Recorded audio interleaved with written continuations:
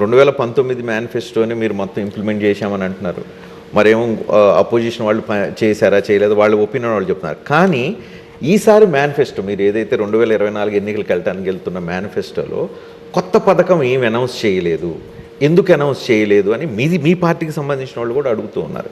Any specific reason? ఏదైనా కూడా manifesto అంటూ ఒక డాక్యుమెంట్ తీసుకుని వచ్చి మనం చెప్తే మనసా వాచా కర్మన దాన్ని మళ్ళీ ఇంప్లిమెంట్ చేయాలి. అలా ఇంప్లిమెంట్ చేయగలిగినటి మాత్రమే ఏమాత్రం వెసులుబాటు ఏ మేరకు ఉంటుందో ఆ మేరకు మాత్రమే మనకు అవైలబుల్గా ఉంటుంది.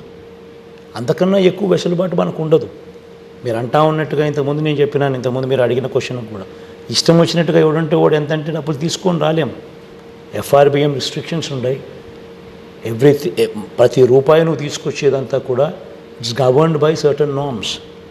బియాండ్ దట్ ఎవడు తీసుకునే అవకాశము లేదు. ఏది పడితే అది తనఖా పెట్టి తీసుకురావడం కాదు. అది పడితే నీకు ఎవడు పడితే వాడు ఇచ్చే పరిస్థితి ఉండదు, నువ్వు తీసుకొచ్చే అవకాశం అంతకన్నా ఉండదు. ఎవడన్నా అలాంటి మాటలు ఏదైనా మీకు చెప్తే దయచేసి మీరు కూడా విజ్ఞతతో అటువంటి బుద్ధి లేని వాళ్ళకి అర్థమయ్యేట్టుగా చెప్పే కార్యక్రమం చేయండి. Because everything is governed by certain norms. ఇష్టం వచ్చినట్టుగా తీసుకొచ్చే కార్యక్రమం చేయలేము, బియాండ్ FRBM పోయే అవకాశము లేదు. సో ఈ మాట ఎందుకు చెప్తున్నాను అంటే మీరు అడిగిన ఇంతకుముందు అడిగిన ఆ క్వశ్చన్కి సమాధానంగా చెప్తాను.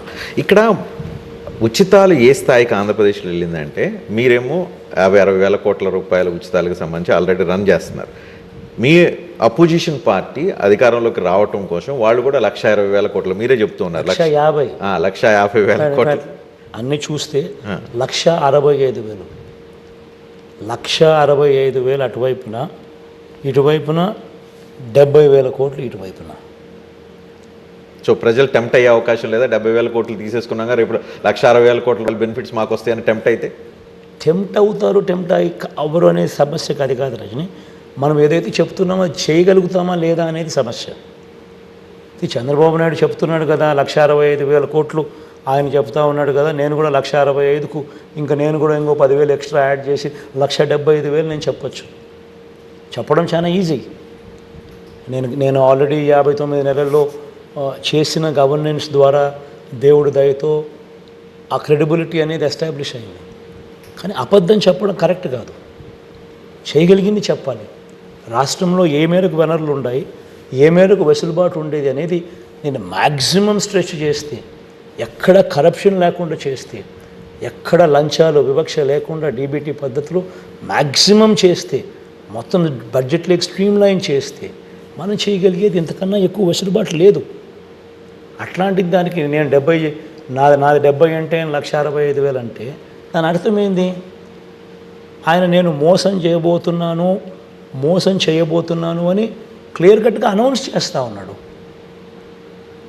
ఇంత దారుణంగా నేను మోసం చేయబోతున్నాను అని చెప్పి అనౌన్స్ చేస్తూ దాన్ని బుల్డోజ్ చేస్తూ తన అబద్ధాలు తన మోసాలతో ఈ దత్తపుత్రుడు వీళ్ళంతా బుల్డోజ్ చేస్తూ చెప్పడమే ఒక ఆశ్చర్యం.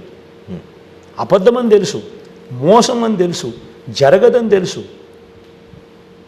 70,000 ఎక్కడ, 1,65,000 కోట్లు ఎక్కడ?